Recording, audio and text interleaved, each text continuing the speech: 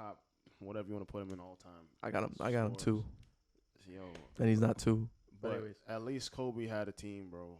Like Melo, the only year I can't put past Melo is the year against the Pacers. They shouldn't have lost that year. Yeah. Forget Roy. You know- Hibbert, that man stopped Melo from his conference finals appearance. You know what's so funny? Never heard of him since. You know what's so funny? Who? Right. Roy Hibbert. Remember Roy Hibbert? Roy. Jamaican center on the Hibbert. Pacers. Oh yeah, never heard of him. 7'2", dark-skinned big man. You know what's so funny? Like you bring up Kobe and that championship team.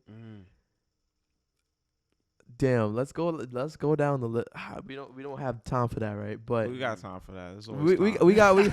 we got time for it, but we don't have time. Right. Like, let's go down the list. Like, really, like off the top of my head, Derek Fisher, Kobe, Ron Artest, Powell, Andrew Bynum, 30 games a season, was healthy in the playoffs, kind of. Lamar Odom. Yep. Shannon Brown, Sasha Vujicic. Trevor Ariza at a certain point. Trevor Ariza At a certain point, yeah. Sure. My son Steve Blake. Steve Blake, yeah.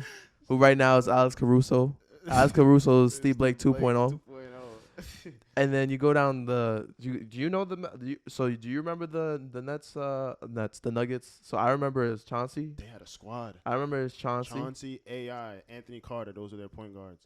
Then they had J.R. Smith, Melo, of course, Kenyon Martin, Marcus Camby, Vince Carter, right? Vince Carter was on that roster. Vince Carter, he was on that roster. I think. Fact check Dan on the way, but keep going. I might be tripping. 2008 through 9. I thought he was on that team at some point. In the mic. I know he was on the Magic in 9 through 10, but okay, so he was never. I'm thinking. Okay, Anthony. 8 through 9, it might have. Nah, he was never on. Okay, because I'm like, you wildin'. I never seen that. I would have definitely put that on 2K about it. Wing though. Who am I? Because I said Anthony Carter. That's probably why I'm thinking about Vince. But there was another wing on that team besides Jr. and Melo, and Jr. wasn't even really a wing. He was 6-man, but I don't know about that one. See, this is not on my script. I didn't know he was gonna get here. But that's for example, like I said, Chauncey, AI, that's enough. JR, Melo, Kenyon, Marcus Camby, Anthony Carter was a dog. My thing is this. Now, what's the difference between the Lakers team and the Nuggets team? When back then? Yeah. No, the only difference was Kobe. and Melo, right? Right. And Kobe, he lose to Kobe, shit. Kobe. But what I'm saying is 10 out of 10 times Kobe winning. Yeah. Over Melo. But my thing is why? Because Kobe played better than him. I'm not gonna say he got his teammates involved because he definitely did. I mean, not that he got, but my thing is, it's just like Kobe is able to do more. I mean, Kobe's a better scorer than Melo. Kobe wanted they're it more. both scorers. If I have to take a better scorer, I'm taking Kobe over Melo every time. You taking Kobe over Melo? Every time. I think Melo's more efficient than Kobe. Way was. more efficient, but you got scores, but then you have killers like Jordan. And I guess you could say Kobe wanted it more than Melo. Like Melo was doing his thing that series. But that's my point, right? Yeah. It's like the difference is Kobe and Melo.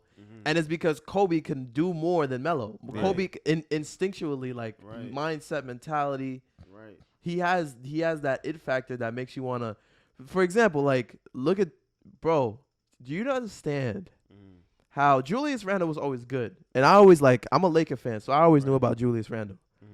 But do y'all know? I don't think y'all remember. I watched Julius Randle when he was a Laker and he broke his leg that first game. To when he came back, and I was looking at myself and I said, "Yo, Julius Randle could be a Swiss Army knife. He could rebound, he could score, and he could assist, and occasionally he could defend." Then he goes to the Pelicans, averages 20 points a night. Then he goes to the Knicks, and y'all shit on him his first year, talking about don't act like I ain't forget. I ain't forget. That first year, Julius Randle was with y'all. Y'all was shitting on him. Y'all was saying the fan base. Y'all was saying he can't go right. He didn't have a great year. And then that second year comes around. That second year rolls around and he's the Messiah. And he did get so much better. And players like Julius Randle, players like Jordan Clarkson. I'm a Laker fan, so I'm gonna call him out. Yeah, yeah. Players like Lonzo, they make strides to be uncomfortable. Yeah. They're not your franchise players. Right. But I'm saying it's that. To my opinion, that's what Melo's been missing. He was missing his whole career. that willingness to be uncomfortable, to do things that he shouldn't, that he normally didn't do that, to make yeah. the team win. Yeah. No, I hear you. I agree with that. Like, yo, whenever you talk about Melo and defense, y'all bring up the Nuggets and the Lakers. Because that was really the only time Melo played defense like that throughout his career. Early in the Knicks, when he had his good legs, he did. Because he used to torch Bron. That's one matchup Melo always had in his career.